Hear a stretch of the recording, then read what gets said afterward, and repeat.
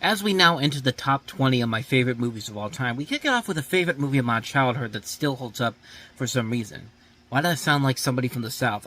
Oh, I do declare, but I digress. My number 20 favorite film of all time, this is just filler right now, my number 20 favorite film of all time is Disney's Cinderella. Now, I was one of those kids that grew up on Disney, and Cinderella was one of those movies that I used to watch a lot when I was a kid. I don't know what it was, but you know, something kept bringing me back to this movie. In fact, I've watched this movie so many times. There's still a discrepancy in my family to this very day that this is my favorite film of all time because of how many times I watched it as a kid. And it's not this movie, but it's another Disney animated film, which if you don't know it already, just wait until the end of this, till we get to the number one movie. But if you've been on my channel, you've seen me do a video on that. But there's really no point in delving into what the story of Cinderella actually is, but I will just to move things along. So in a faraway, long-ago kingdom, Cinderella is living happily with her mother and father until her mother dies. Cinderella's father marries a cold, cruel woman who has two daughters, Drizella and Anastasia. When the father dies, Cinderella's wicked stepmother turns her into a virtual servant in her own house.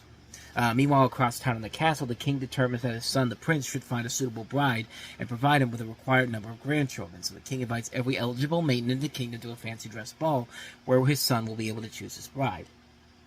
Cinderella has no suitable party dress for the ball, but her friends, the mice led by Jock and Gus, and the birds lend a hand in making her one. A dress that the evil stepsisters immediately tear apart on the evening of the ball. At the point, enter the fairy godmother, the pup and carriage, the royal ball, stroke of midnight, glass slipper, the rest, yada yada yada, is a fairy tale. I mean, you pretty much know what the story is about, so what makes this one of my favorite movies? Why does this one still have a lasting impact on me, even after all these years later?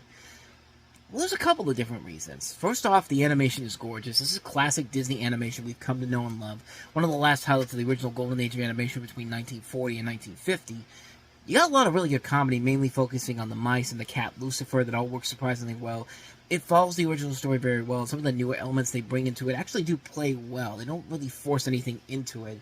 The characters in here are very memorable, like with most great Disney films. My favorite thing about the movie, and the reason I think it has a lasting impact on me, is Cinderella herself. I mean, when you look at the previous Disney princesses, she's definitely up there with people like Tiana from The Princess and the Frog, and Belle from Beauty and the Beast, and Ariel from The Little Mermaid, in terms of characters that I really, really do like. And I think it's mostly because this is one of those characters that from Disney where you have Cinderella doing all this hard work. She's consistently being bullied by her stepfamily, that when you see her get her prince at the end, it makes it all rewarding because you've seen her get pushed around and bossed around throughout this entire movie, that when they put that glass slipper on her foot and they realize it's the right fit, it makes the happy ending even more rewarding.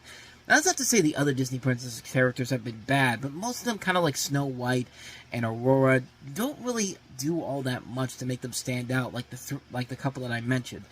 The only main focus for them is to meet their Prince Charming and live happily ever after. Even though Aladdin tried to do it differently with Jasmine, having her actually leave her responsibilities in the first half of the film, she still came across as a similar princess we've seen in other films where she returns back to responsibilities and just forgets about leaving ever again. But when you look at Cinderella, you can see somebody who really has to work hard and has to take so much abuse for better things to happen, and it does at the end. It should also be noted that Walt Disney himself considered Cinderella his favorite fairy tale, mostly because he felt like Cinderella just working as hard as he could until the right circumstances come together to make a dream come true. I mean, the main song that starts the movie, "A Dream Is a Wish Your Heart Makes," is a great song that perfectly sums up how Disney felt about not only Cinderella, but I think also sums up himself overall. It has a lot of good morals to it. I think the movie has a lot of heart and charm to it.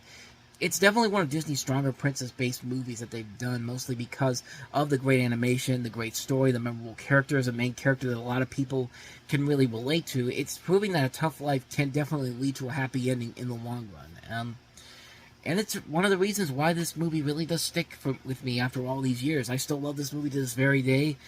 It's number 20 of my favorite films of all time, Disney's Cinderella. So that's my 20th film of all time. If you want to see some of the other movies I've looked at, check out the previous one I did. Check out the playlist where I have a lot of those episodes on there. And I'll see you guys next week for number 19. So thanks for watching. See you next time.